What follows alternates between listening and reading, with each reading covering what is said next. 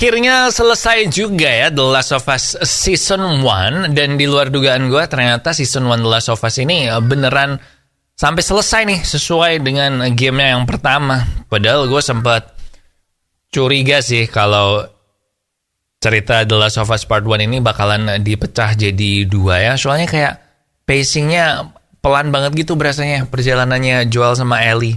But anyway, hari ini kita akan bahas The Last of Us Season 1 di Off The Record, podcast dari Popo on the Radio, yang kita akan ngebahas banyak hal lebih detail ya kalau di podcast ini. Oh iya, I'm your host Popo Kusen, dan sekarang waktunya kita bahas The Last of Us.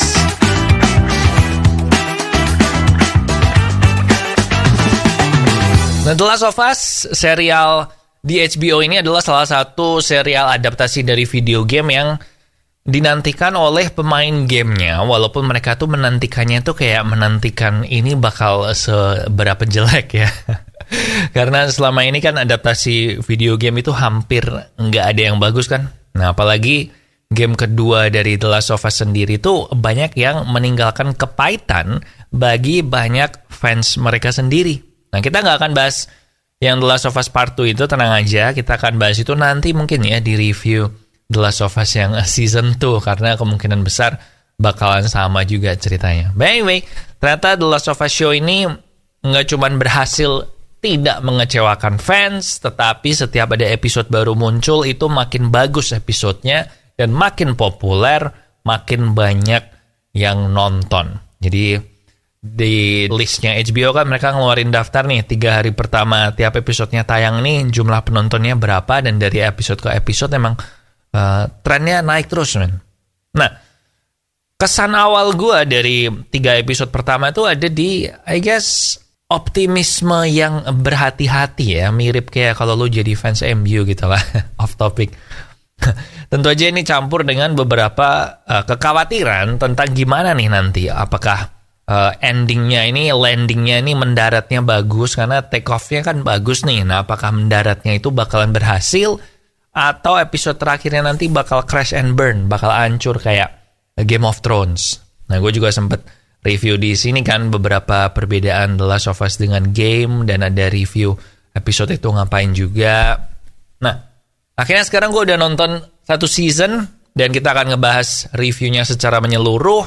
Dan karena kamu mungkin udah nonton yang kemarin gue bahas perbedaan-perbedaan itu, jadi sekarang aku nggak akan ngulang lagi dengan detail yang terlalu detail apa aja yang terjadi, bedanya sama game atau apa, dan lain-lain. Gue nggak akan ngebahas itu ya. Gue akan ngebahas lebih secara menyeluruh. Tapi buat kamu yang mungkin belum nonton, nah gue kasih rangkuman The Last of Us dalam waktu bawah 2 menit ya. Jadi inti cerita The Last of Us itu begini. Ada virus jamur zombie yang berhasil menyerang seluruh dunia, dan sekarang 20 tahun kemudian tokoh utamanya harus mengantar dan mengawal seorang anak perempuan yang merupakan tokoh kunci dalam pembuatan obat atau vaksin melawan virus jamur Cordyceps ini. Nah, di perjalanan mereka ketemu dengan banyak zombie, ketemu dengan banyak tokoh-tokoh lain, survivor lain, manusia-manusia lain, dan pelan-pelan 2 tokoh utama ini jadi saling mengenal, sampai akhirnya mereka tiba di tempat tujuan, di mana si tokoh utamanya, si Joel ini, harus membuat keputusan penting tentang si anak perempuan ini atau tentang si Ellie ini. Simple kan? Nggak ada 1 menit tuh, malahan. 2 pertanyaan penting dari sebuah adaptasi dari video game itu biasanya adalah, 1, apakah ini akan ngikutin cerita gamenya? Apakah akan sesuai? Dan kedua, kalau iya, apakah ngikutin ceritanya ini berhasil apa enggak? Bagus apa enggak? Dan jawaban dari 2 pertanyaan ini untuk The Last of Us Season 1 ini, gue bilang adalah yes and yes. Well, sebagian besar yes sih. Karena ada beberapa perbedaan ya dan problem yang akan gue bahas habis ini. Tapi secara keseluruhan, I think The Last of Us ini does a pretty good job buat mengadaptasi game dari sebuah cerita yang cukup kompleks, dan perubahan-perubahan yang mereka lakukan pun juga cocok dan sesuai tuh, nggak bikin jadi lebih jelek. Dan tentu aja memorable moment atau momen-momen yang paling berkesan dari gamenya itu juga dibikin di TV show-nya dengan hampir 100% sama. Terutama di episode terakhir dan episode pertama ya. Itu mereka waktu momen-momen yang memorable persis banget kayak di gamenya. Jadi overall gue bilang good job buat HBO. Nggak perfect, tapi untung aja nggak jelek, could have been worse. Nah, sekarang kita akan masuk ke beberapa isu yang menurut gue perlu kubahas, yang menahan The Last of Us ini jadi sesuatu yang benar-benar great, benar-benar best TV show dari game, yang membuat mereka jadi nggak bisa mencapai status itu. Kita bahas ya. Yang pertama adalah pacing dari The Last of Us ini. Nah, season ini itu kan ada 9 episode nih, season pertama. Nah, episode pertama itu pure buat backstory sama world building aja. Nih dunianya kayak gini sekarang.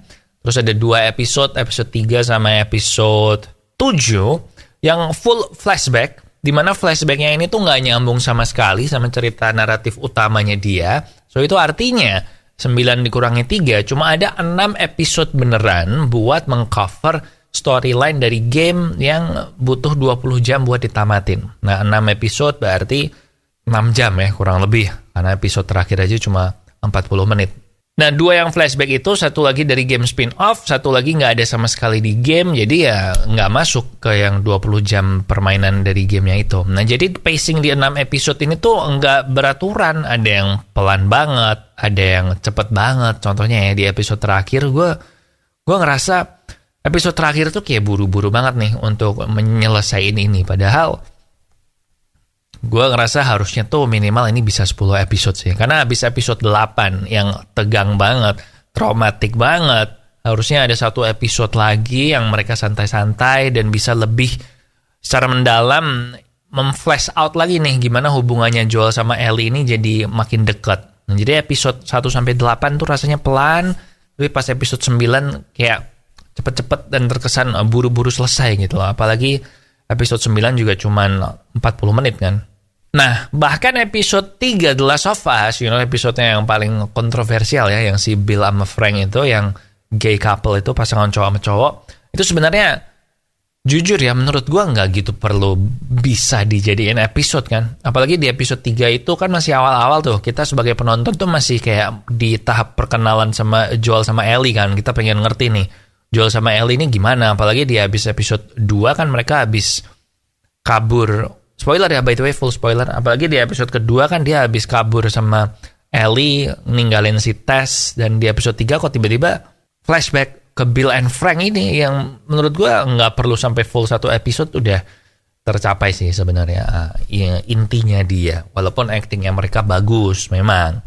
Nah, tapi menurut gue paling parah sih memang episode 7 sih. Karena itu bener-bener cuman ngabisin waktu aja. Episodenya tinggal sisa 3 kan, 7, 8, 9. Terus yang episode 7 flashback si Ellie ini nyeritain dia sama Riley.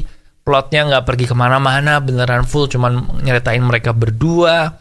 Dan itu bikin momentumnya jadi terhenti juga. Karena sama kayak yang episode 3, itu kan habis episode 6 yang cukup genting ya, si Joel ini ketusuk itu kan. Habis ketusuk, terus besokannya episode 7 mulai flashback lagi. Jadi kayak pacingnya nggak bener sih.